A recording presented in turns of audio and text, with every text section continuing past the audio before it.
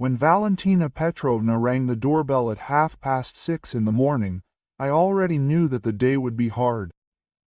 My mother-in-law never came without warning, and especially not so early. She stood on the threshold with 2 huge suitcases and smiled as if she had come on vacation. "Marinochka," she drawled, kissing me on the cheek, "I sold my apartment and dacha to pay off my daughter and eldest son's loans. So I'll live with you for now, and in the summer I'll move to your dacha." I stood in my robe with a cup of coffee in my hands and felt how everything inside was turning cold. 20 years of marriage, 20 years of listening to her lectures on how to save money, how wrong we live, how much we spend. And now she simply declares that she sold all her housing for the sake of her adult children and plans to move in with us. "Valentina Petrovna," I started cautiously, "and you and Andrei discuss this issue." "What is there to discuss?" She waved her hand. "Family is family. Igor took out a loan for a car, then another one for repairs, Katya for the wedding. The interest rates piled up, the banks threatened. I'm a mother, I can't watch my children suffer. Igor is her eldest son, my brother-in-law, 35 years old, 2 higher educations. Works in a large company. Katya, the daughter, 32 years old, is married to a successful lawyer. And both of them lived off their mother all their lives, who gave them every penny. And my husband Andrei, the middle son, was always different. He didn't ask for money, didn't complain about life, worked tirelessly. And that's why, as I suspected, he was less loved in the eyes of his mother-in-law. Do you understand? I said, letting her into the hallway. Our apartment is small. We have 2 children. They need a place to study. Marinochka, Valentina Petrovna interrupted me. I'll sleep on the couch. Quietly, I won't bother anyone, and in the summer I'll move to the dacha, I'll settle in the little house there. Our dacha, which Andrei and I bought on credit 5 years ago, which we furnished with our own hands, into which we invested all our savings. And now my mother-in-law is going to live there. I put the cup on the table and looked at it carefully. Valentina Petrovna was a powerful woman, accustomed to the fact that her word was law. All her life she commanded her husband, children, grandchildren. And now, standing in my hallway, she did not ask. She announced her plans. I remember how 5 years ago, when we bought the dacha, she said, "Why do you need these expenses? It would be better to put some money aside for the children's education." And when we renovated the apartment, what extravagance! In our time, people lived more modestly. But when Igor needed a car for 2 million rubles, she sold her late mother's jewelry without a word. Mom came. Andrei woke up and came out of the bedroom, yawning. Did something happen? Valentina Petrovna repeated her speech to her son. Andrei listened, nodded, and I saw how his face became more and more confused. He never knew how to resist his mother, he always agreed with her decisions. Quote, "Well," he finally said, "since that's how it turned out." "Stop," I said sharply. "Andrei, we need to talk." Alone. Quote, we went into the kitchen. Valentina Petrovna remained in the hallway unpacking her suitcases. "Andriusha," I began quietly, "do you understand what's going on? Your mother sold all her property to pay off the loans of your adult, working brother and sister, and now she plans to live with us because she has nowhere else to go." "So what?" My husband shrugged. "She'll live for a while." "A little?" "Andrei, she plans to move to our dacha in the summer, not to visit." "What if we ourselves want to sell the dacha? What if our children have problems and need money?" "Marina, don't get worked up. Mom will help with the housework with the children. I looked at my husband and realized that he didn't see the problem. For him, this mother, naturally, was always the center of the family universe, and we, his wife and children, revolved somewhere on the periphery. Returning to the hallway, I saw that Valentina Petrovna had already hung up her things in the closet. Acted quickly and confidently, like a general seizing territory. Quote, "Valen Petrovna," I said, "I need to clarify something." "Of course, dear," she smiled graciously. "I understand that this is a surprise for you, but we are a family. It is precisely because we are a family that I want to be honest with you," I continued. "Do you know how much Andre and I earn?" The mother-in-law was a little confused by the direct question.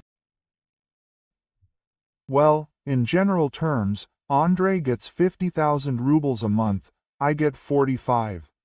From this money, we pay a mortgage for an apartment of 28,000 a month, a loan of 15,000, and utility bills of 8,000.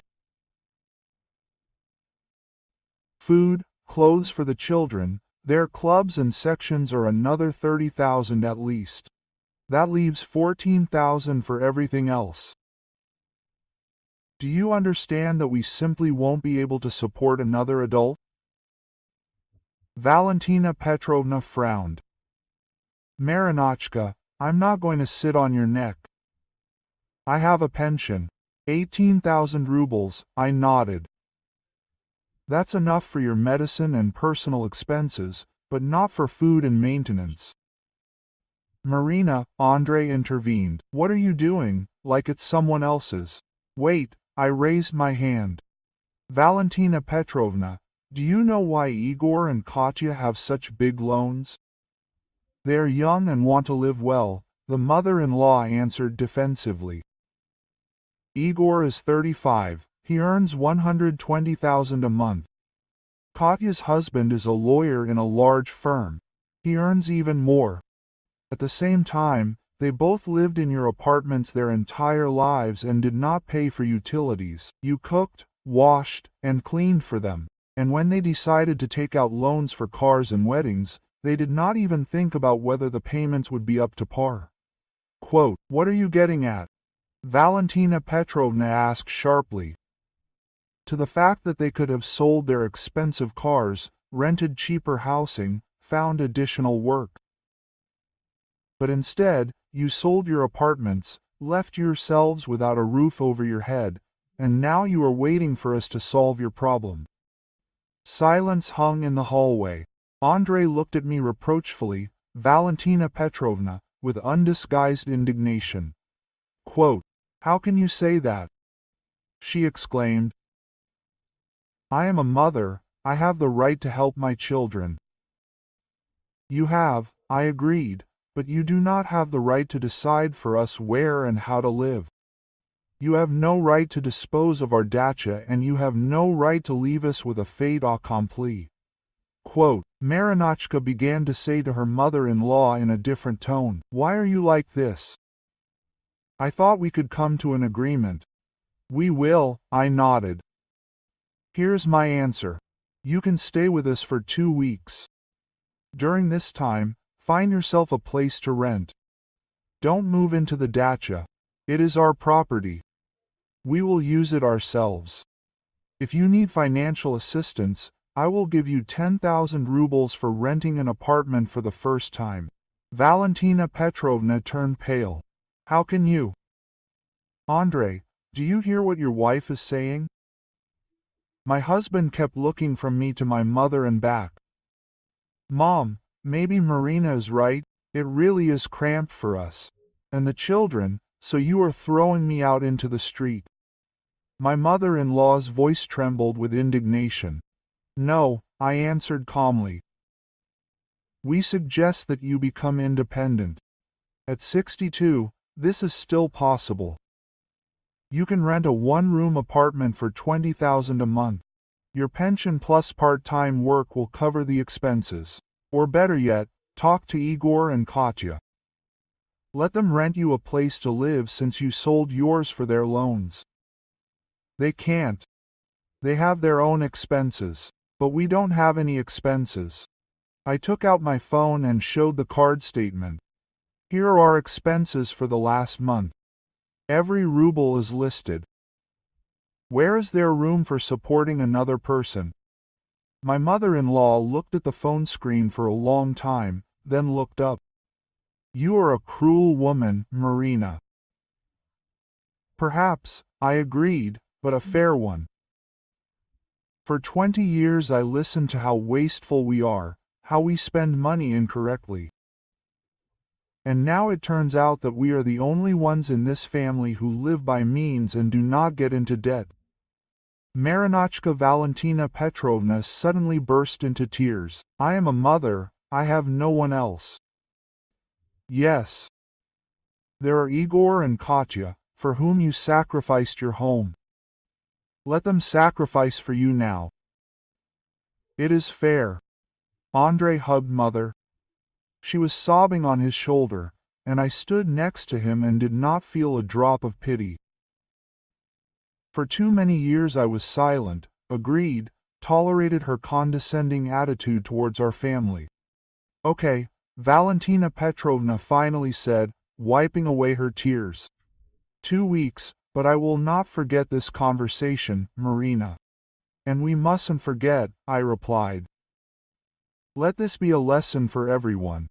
In the evening, when the children went to bed and the mother-in-law locked herself in the living room, Andrei came up to me in the kitchen. You were too cruel, he said quietly. What should you have done? Agree, put another financial burden on our family, give up on plans for the dacha, vacations with the children, their education? But she is a mother, and you are a parent too, I reminded. Do you have obligations to your children, to your wife? Or are your mother's interests more important to you than ours? Andrei was silent for a long time, then sighed. I'm just not used to refusing her. It's time to get used to it. We are a grown-up family with our own plans and problems. A week later, Valentina Petrovna moved out. Igor and Katya found her a one-room apartment in a residential area and took on the additional payment to her pension for rent. It turned out that when there is no other way out, solutions are found quickly. In parting, the mother-in-law said me, I underestimated you, Marina. I thought you were soft, pliable, but you turned out to be stronger than me. Not stronger, I answered, just more responsible for my family. A month later, Andrei admitted that I was right, that for the first time in many years he felt like the head of his own family, and not the youngest son who had to please everyone. And 2 months later, Valentina Petrovna got a job as a nanny for a young family. It turned out that life does not end at 62. It just requires more independence and fewer illusions that adult children are obliged to solve their parents' problems. Thank you for listening to the end. If the story was interesting for you, subscribe to the channel and like it so you don't miss new videos.